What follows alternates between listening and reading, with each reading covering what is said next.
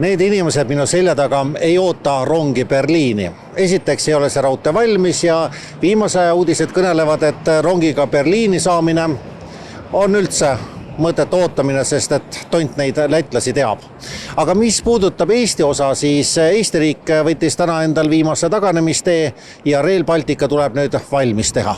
Täna allkirjastatud lepingud on Eesti ajaloos suurim taristuehituse hange kogumaksumusega kuni 932 miljonit eurot. Ja kui need lepingud ellu viia, on Eesti osa Rail Balticust valmis.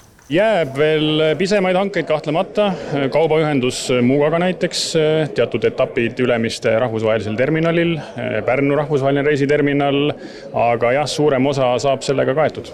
Ehitusel osalevad ka välisfirmad, kuid Eesti taristufirmadele on Rail Balticu ehitus kui päästerõngas. Ma arvan, et Eesti taristu ehitajad oleksid suhteliselt nigelas seisus, sellepärast et Rail Baltic Eesti on täna kindlasti üks suuremaid tööandjaid Eestis. Aga kindlasti, kui me vaatame oma ettevõtte nagu tänast lepinguportfelli, siis kindlasti üle poole sellest meie lepinguportfellist on seotud erinevate Rail Baltica ja Eesti poolt rahastavate töödega. Ülemistel rongi ootavad inimesed olid Rail Balticu suhtes pessimistlikult toetavad. Maksab. Meie maksame, maksumaksjad maksame. Aga tasub siis teha või mitte? Kas ma ise hakkaks sõitma, ma ei arva, ma ei usu, aga võib-olla teised sõidavad.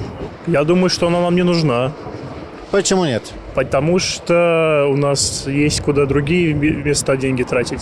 Vahva idee nagu üldiselt. Aga ma ei tea, kas see on üldse võimalik. Kuid projektil ongi palju agasid. Eestis ringi sõita on ju ka tore, aga lubadus on ju ikkagi olnud rong kaugemale. Kas mõnikord ei ole tunne nagu sellise, pintsaku alumise nööbiaugu tegijal, et teie teete oma töö ära, aga kuskil on lätlased ja te teete raudteed tegelikult mitte Berliini, vaid Iklasse?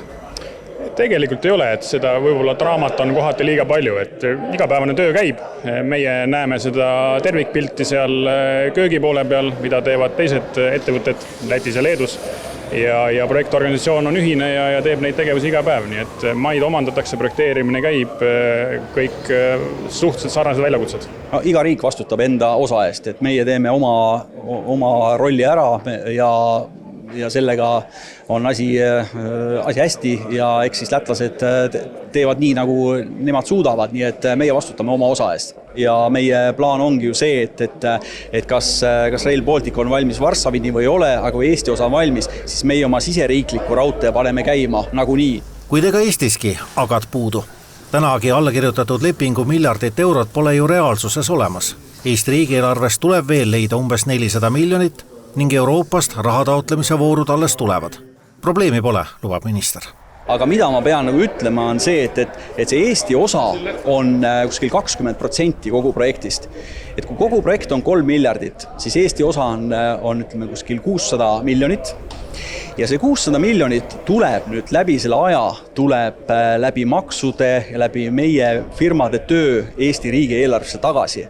Ehk siis lõppkokkuvõttes nagu Eesti riigile ei lähegi see rahaliselt Rail Baltic maksma, sest kogu see toetusraha tuleb Euroopast. Kohalike peatuste ehitamine on Rail Balticu projekti osa ning toodud summades sellega arvestatud.